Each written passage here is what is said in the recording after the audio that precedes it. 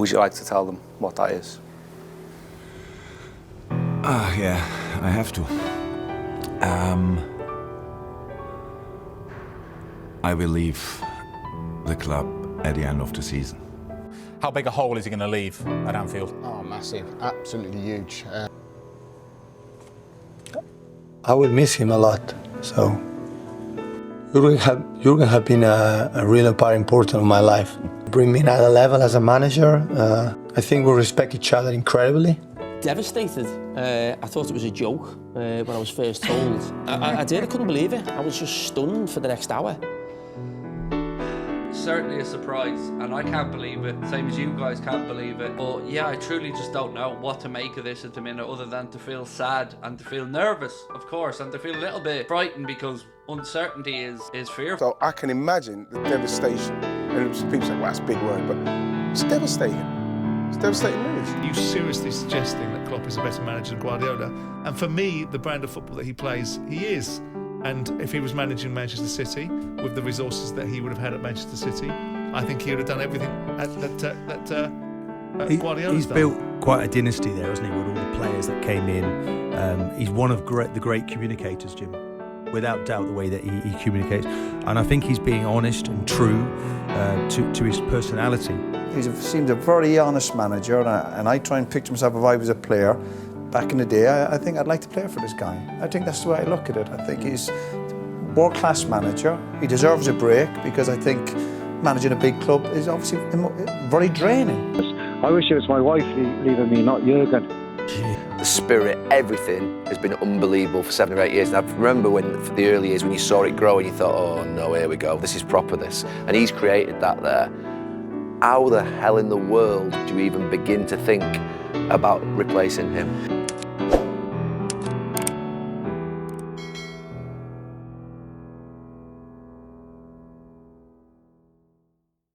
Now, who will succeed Jurgen Klopp as the next Liverpool manager? It's been the question ever since Klopp announced he's stepping down at the end of the season. And huge breaking news concerning Liverpool, which is that Arne Slot has confirmed in his final news conference ahead of their final league game of the season that he will be Liverpool's new head coach. Underwhelmed, no? Aye. I mean, is that the resume of somebody to lead a club the size of Liverpool back to the Premier League title and the Champions League? Mm-hmm. I mean, I can't honestly say that. Ignorant, right? We don't watch Dutch football week in, week out. But at some point, the Liverpool fans will have to trust who's in charge right now. We know about Michael Edwards, what's happening now, Richard Hughes, the sporting director. We know, we've read all the stuff, right? We've watched some of the tape about this guy. We know he's very much on the front foot. High press, which is the buzzword right now, but constant high press, really, and also an important part, he's a very, very good communicator apparently, which is important for the media. And Clara Bitsy says, AGT, yep. When is Xabi Alonso coming to Liverpool? Ooh! Yeah, when's he coming? It's a done deal, no? When's he coming? Is that when Jude comes as well? Yeah, when Lavia and Caicedo come. Very slightly underwhelming is what some of the Liverpool fans are thinking. Is that harsh? A little harsh, because maybe Andoni Iraola going in at Bournemouth, you would think a bit underwhelming. But Bournemouth are not Liverpool. No. And there was no Jurgen Klopp. No, but I'm just saying that you can be underwhelmed by names when you don't know people before you give them a chance. The football looks like it could be a close fit to what they play now. I'm less worried about football. I'm more worried about the personality, the communication and the connection to the fans. Because Liverpool's a very special club, and it's not just about football, it's about that whole community. And Arne Slot's going to have to go in there and understand what that is. That's the biggest thing Jurgen Klopp did. One of the greatest things he did was unite that football club, and Arne Slot's got to do it in his way, following one of the greats like Jurgen Klopp. Like you said, there is a change, but the change hopefully isn't that big, because we still have the same players, we still have the same fans, and if the both of them are going to do the same job, that will make my life a lot more easy. So I'm expecting them to show up again in the upcoming season, and the same for the players. And I will do everything within my interest and power to lead the team in the best possible way. Turn, the defenders lost him, and across the face of goal, Diogo Jota, Liverpool score. Congratulations. How was your first taste of Premier League football? How satisfied are you? Depends on which half you're going to ask me. So the first taste in the first half was not was maybe as expected because they were all on top of us, so they were very aggressive. We couldn't find the rhythm and we couldn't find the balls in behind. Second half was a joy to watch. So Arne Slot has done something that Jurgen Klopp could not. He's won his first game in charge, a 2-0 win at Ipswich. And after the first 45 minutes, you wondered what kind of Liverpool is this going to be under the new manager? But then I think we saw exactly what we were getting in a very good second half. I think the psychology of the win was so important for Slot, for Liverpool, for the players as well. I like what he's done, Kels. He's come in and he hasn't changed too much. May change. The representative challenges that each club faces from season to season may change. But what doesn't ever change is the rivalry between these two clubs. Can Liverpool punish Manchester United? Gravenberch for Salah, and Luis Diaz is there, but it's put in, and Liverpool lead, and this time it will count. Casemiro, it's over by Diaz, it's allowed to go, Luis Diaz, Mo Salah. Diaz! Oh, that's sharp, that is so sharp! It's like, look at the white shirts coming here, Salah! Liverpool have 3, Salah scores at Old Trafford. Moving it so quickly. Now, we've seen that from Liverpool before, but is this different? The precision that we're seeing in these Liverpool attacks. It's not quite, not a big difference because with Jurgen first a few years we were always like this. We tried to get the ball as high as possible. Then with the time we managed to change our system or the way that we play. But yeah, it's quite similar than like 7 years ago. But yeah, I think the manager has his own system and we all try to adapt to that. Robbie, which is the bigger story? United losing that, Liverpool winning it? Liverpool winning it, for me. Yeah, I think when you look back at the new manager coming in, I think he's made 3 big calls. Diogo Jota playing as a number 9, Ryan Gravenberch playing in midfield, and basically the shape of the team and the way that they pressed. Bold Dutch manager in the Premier League now. Let's not go there. Let's not do that. No, I'm asking. It's a genuine question. You don't think so? We need to give my boy ETH some respect. I think 2 trophies in 2 seasons. Yes, he's had ups and downs, but I think ups and downs. You lost 14 league games last season.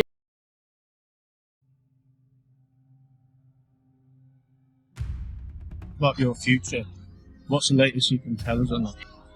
Well, we're almost in December. I haven't received any offer to stay yet in the club, so probably I'm more out than in. So, would you like to stay? Well, I've been in the club for many years. No club like this, but in the end, it's not in my hands. So, as I said before, it's December, so I haven't received anything yet about my future. I think shock was the main reaction to hear someone of Mohamed Salah's stature comment on business affairs like this. What's your take, Tim? Shocked and disappointed, really. I mean, it seems, well, it doesn't seem, it's so very calculated for him to come out and say that. And the reason I'm disappointed is because Liverpool are top of the table, they're top of the group in the Champions League.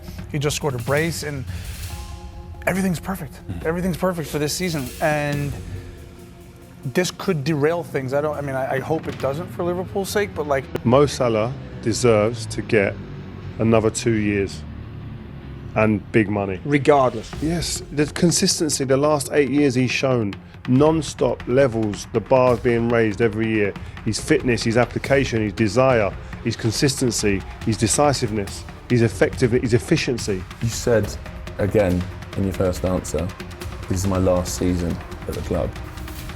Do you really believe that? Yeah, so far, yeah, it's the last 6 months. There is nothing, no progress there. Like we're far away from any progress, so we just need to wait and see. Here, at least I don't share this over here. The only thing I can say is if I look at my lineups, Mo is more in than out.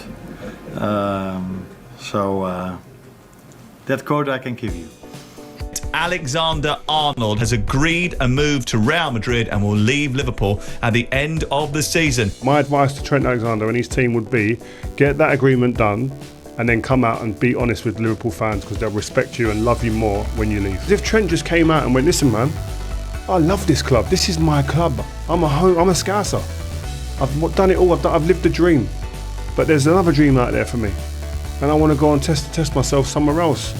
But this will always be my club and I love it here. the fans I think would go, you know what, fair play. And it ain't my fault, by the way, that I'm down to a free transfer. If the club really, really wanted to make it impossible for me to get, they could maybe have done that earlier, but only if he's got a deal done with Real Madrid. And I think in the terms of loyalty, people lose their minds over this nonsense. They lose their minds over what loyalty looks like. Your loyalty in football is to do your job under the auspice of your contract, not engineer outcomes that disadvantage your football club. Free, one of their own.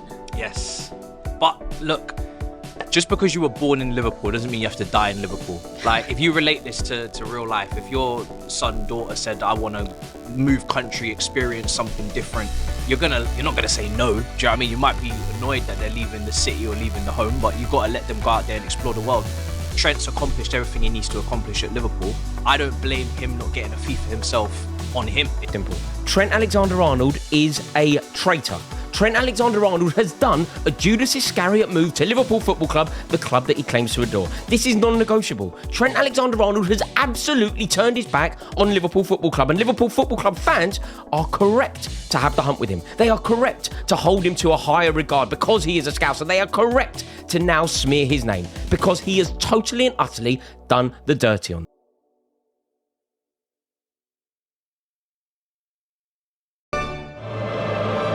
Well, this one could be special tonight, couldn't it?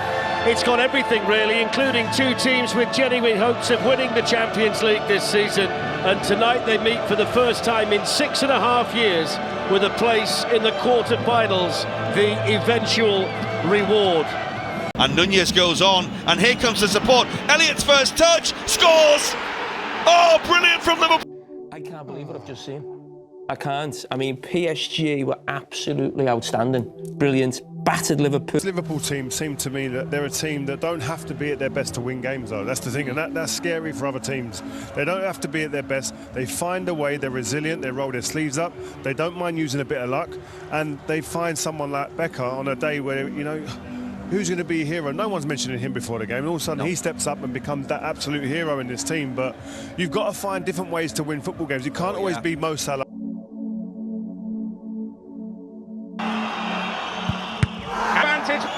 Then Paris Saint-Germain can clinch it with the next kick.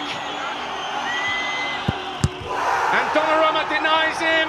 3-2 to settle it. PSG have just knocked out Liverpool from the UEFA Champions League at the round of 16. And guys, it's deserved. It's deserved. Over the course of 2 legs, it is deserved. The better team have progressed to the next round. I don't know how you can question it. Over the course of both legs, PSG were the better side. You can say about Liverpool and say, oh, they didn't do this, they didn't do that, but they also faced an exceptional team, young players who were prepared to run, and both teams gave absolutely everything. You know, I think you're so spot on with that. It's always easy to look for criticism towards Liverpool, but I believe that this was a top match played by both sides in a very high level. I think they can be proud of what they did on the pitch. Today it was not their day. This time they played much better, but they lost.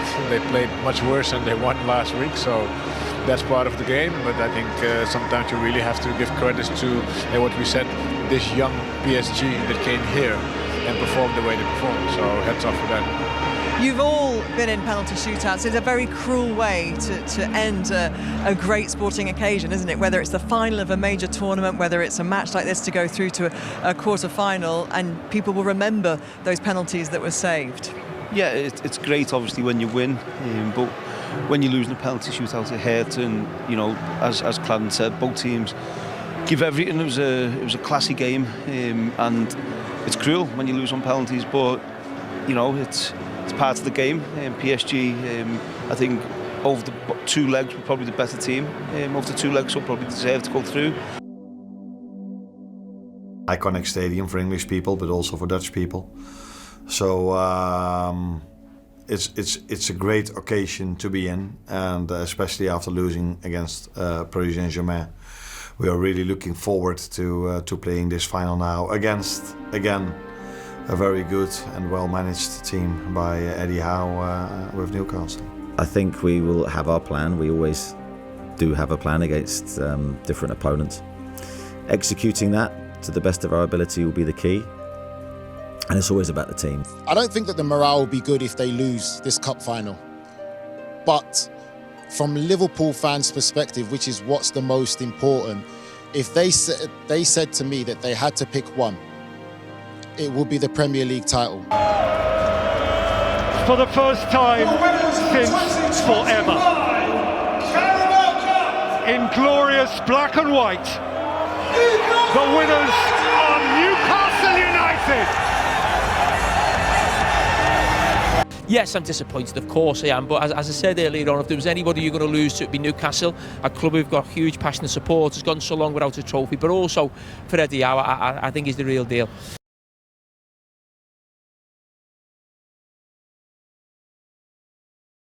Leading on this hour is the Liverpool news tonight that Mohamed Salah, it's our understanding, is edging closer now to signing that new deal at Liverpool. The club also confident Virgil van Dijk is going to do the same. If they do tie both down to new deals, how significant is that for Liverpool? Oh yeah, a massive, huge. To get them two signed up with the amount of money they'd have been losing every week for not signing, which could have been 2 years ago, phenomenal. Bad news for Arsenal, bad news for Man City, bad news for Chelsea. You know, them two stand makes Liverpool very, very strong again next season. And one win away now, and they got Tottenham, right? And they ain't losing that, right? There was obviously a lot of noise outside the club. You know, a figure as big as Jurgen Klopp moves on. He's a different type of character. He hasn't tried to impersonate Jurgen Klopp in any way.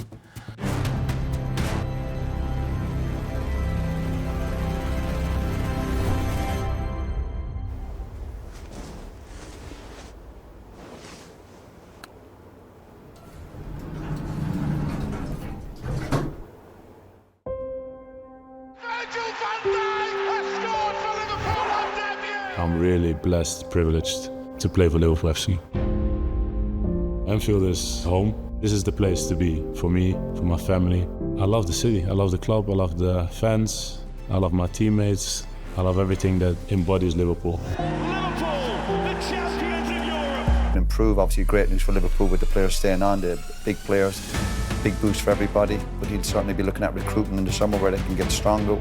Again, we were talking earlier, they'll want to be back in the mix for the Champions League and get quarters and semi-finals. That's what Liverpool expect. The key now for Liverpool, can they kick on and win the title again? That's where you try and become a great team, when you win it back-to-back or 3 or 4 times like Man City have done. So they're all the challenges. Yeah, you pat yourselves on the back and enjoy the summer and say you've won the league. He'd certainly be looking with his staff in terms of recruitment. How can it be stronger next year? Because you'd fully expect all the other teams to improve, and that would be the challenge for Liverpool now to get back-to-back titles.